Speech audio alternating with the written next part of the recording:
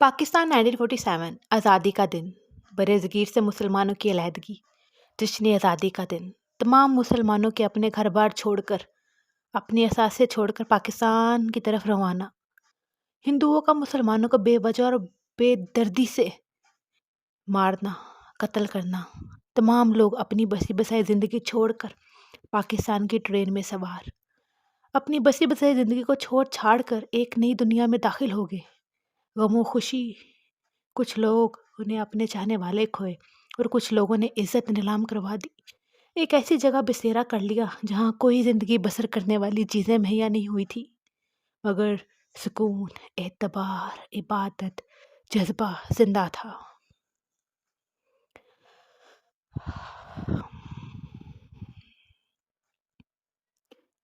1950 عبدالغفور پاکستان آنے کے بعد اپنی فیملی کے ساتھ ایک چھوٹے سے علاقے میں رہائش پذیر تھا۔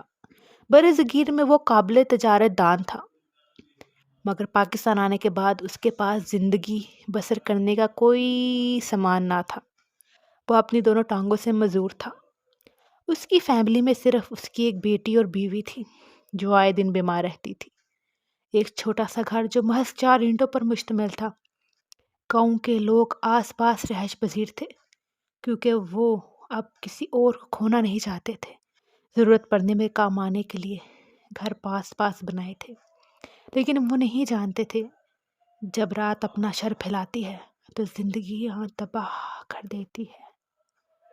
اسی رات 9 بجے دروازے پہ دستک ہوتی ہے، اس قدر تیز کہ کوئی اسے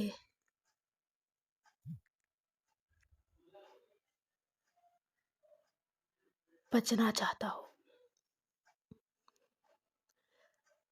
عبدل دروازہ کھولنے کے لیے اپنی بیٹی کو جگاتا ہے،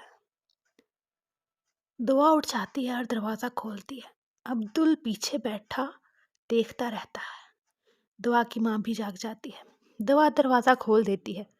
سامنے گھونگھٹ نکالے ایک عورت ہوتی ہے جس کے سر پہ ٹوکرا ہوتا ہے۔ دعا اس کو اندر آنے کا بولتی ہے، وہ چپ رہتی ہے۔ عبدل اس کو مخاطب کرتے ہوئے بولتا ہے، اے خاتون، آپ یہاں کیوں آئی ہیں؟ اندر آ جائیں۔ کچھ دیر کی خاموشی کے بعد وہ دعا کی ماں کی طرف دیکھتی ہے اور بولتی ہے، کیا میں اندر آ جاؤں؟ عورت خاموش رہتی ہے۔ دعا بولتی ہے، جی آپ اندر آ جائیں۔ وہ ہلکی سی ہنسی کے ساتھ اندر داخل ہوتی ہے اور بتاتی ہے کہ میں پاکستان بننے کے بعد یہاں آ گئی تھی، میرے گھر والے مجھ سے بچھڑ گئے ہیں، میں ہر گاؤں میں جا جا کے ان کو ڈھونڈ رہی ہوں۔ وہ اس سے اس کا نام پوچھتے ہیں، وہ بتاتی ہے ڈائن۔ سب خاموش ہو جاتے ہیں، اس کا بسترا بھی اپنے ساتھ لگا لیتے ہیں۔ صبح گاؤں میں ہلچل ہوتی ہے، لوگوں کے بچوں کی لاشیں ان کے گھروں کے باہر پڑی ہوتی ہیں جن میں ان سب بچوں کا سر غائب ہوتا ہے۔ وہ لوگ بہت پریشان ہوتے ہیں، مائیں رو رہی ہوتی ہیں اور مسلسل 3 دن تک بچوں کی لاشیں ملتی ہیں۔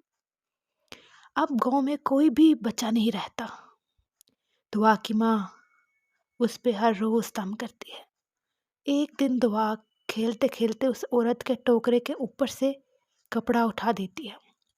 اس ٹوکرے کے اندر گاؤں کے سارے بچوں کے سر دیکھ کر چیخ مارتی ہے مگر اس کو وہ عورت پکڑ لیتی ہے اور کھینچ کر دوسری طرف لے جاتی ہے۔ عبدالغفور کھڑکی سے یہ منظر دیکھ رہا ہوتا ہے۔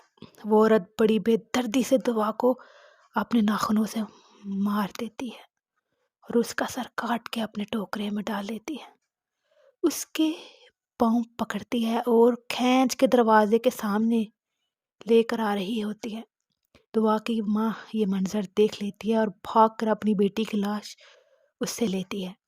عبدالغفور اپنی جگہ تڑپ تڑپ کے زمین پہ گر گیا ہوتا ہے اور رو رہا ہوتا ہے۔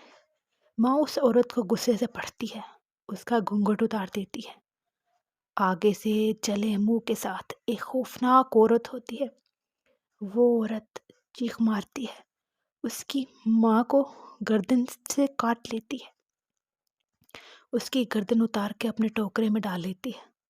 عبدالغفور کی طرف آتی ہے، اس کے پاس بیٹھتی ہے اور بولتی ہے، میرے شوہر نے مجھے جلا دیا کیونکہ میں ہندو تھی اور وہ مسلمان، وہ پاکستان آ گیا۔ میں تب سے ہر مسلمان کو مارتی ہوں اور تب تک مارتی ہوں جب تک مجھے میرا اصل شوہر نہیں ملتا، اور ساتھ ہی عبدالغفور کا سر بڑی بے دردی سے کاٹ دیتی ہے اور گردن اپنے ٹوکرے میں ڈال لیتی ہے۔ بولتی ہے، اب میں پھر اٹھوں گی، اب سونے کا وقت ہو گیا ہے، میری قربانیاں پوری ہو گئی ہیں، اور وہ لاش گھر سے باہر نکال کے دروازہ بند کر لیتی ہے، یہ بولتے ہوئے، میں پھر اٹھوں گی، میں پھر اٹھوں گی۔